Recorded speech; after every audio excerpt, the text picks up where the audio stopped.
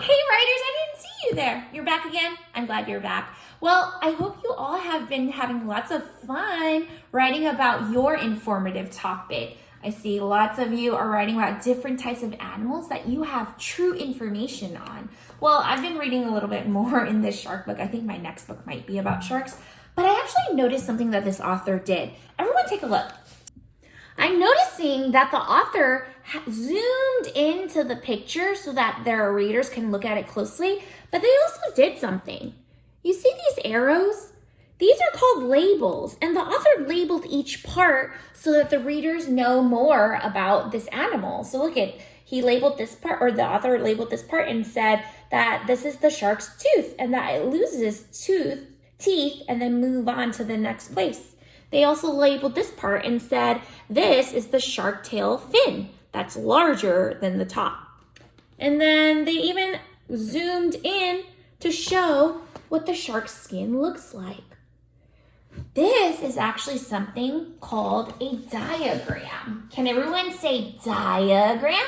And the reason why we're going like this is because what a diagram is, it's a zoomed in picture. That means you get really close. So everyone say diagram.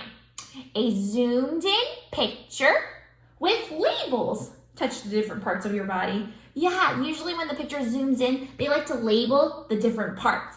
And that's what you're actually gonna do in your book today. You're gonna go back to your fact that you wrote yesterday, and then you're gonna add a diagram or turn it into a diagram so that your readers know the different parts of your animal. All right, so here is the fact that Miss Pham wrote yesterday. Yesterday I wrote, jellyfish do not have bones, blood, or a brain. So I already wrote that. Now, this is not a diagram yet, because remember, what is a diagram? It's a zoomed in picture. So luckily, I already drew a really big picture of the jellyfish where it's zoomed in so that I can only see the jellyfish.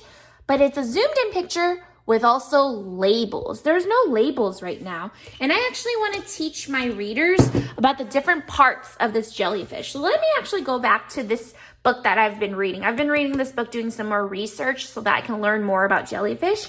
But I actually saw this page right here. Take a look. This right here is a diagram, you see? They zoomed into the jellyfish and then they labeled the different parts of the jellyfish. So actually I learned that the jellyfish, this top part is called a bell. So I think I'm gonna label that in my drawing. I should label this so people know that the top part of the jellyfish is called a bell. So let me actually do that. I zoomed in, my picture is pretty zoomed in, which is good. If yours isn't yet, erase and then zoom on in so that it's nice and close. Now I'm gonna draw a little line and then I'm gonna label it bell because this part of my diagram is the bell of the jellyfish. So let me label that. Bell,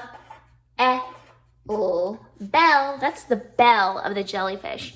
And I know these parts, these are called the tentacles, and I want my readers to know that. So I'm gonna draw a line over here, and I'm gonna write tentacle, tentacles. Now, there's another part that I actually didn't add to my drawing yet. If I go back to my book, take a look. It's this part right here. You see the really squiggly, wiggly things right there? It has tentacles, but it also has something called arms. Those are its arms. And I didn't add that in my zoomed in picture yet. So I'm gonna add that to my diagram. I'm gonna grab this, draw lots of squiggles. Ooh, and now I need to label that because if a reader looks at this, they're not gonna know what that is. They're probably gonna be like, Miss Pham, are those more legs or is that a party streamer? I don't want them to think that. So I'm gonna draw a line pointing to the arms and I'm gonna label it. Arms. There we go. Now I created my diagram. So writers, that's what you're gonna do today. You're gonna create a diagram in your book. So if you're writing about a rabbit, you're gonna zoom into that rabbit and label the different parts.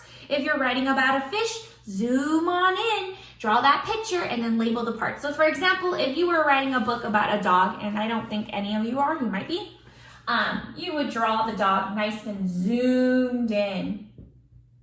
And then you would label, because remember, diagrams are zoomed in pictures with labels, and you would label the parts. So like ears, nose, these are its eyes, This is its mouth.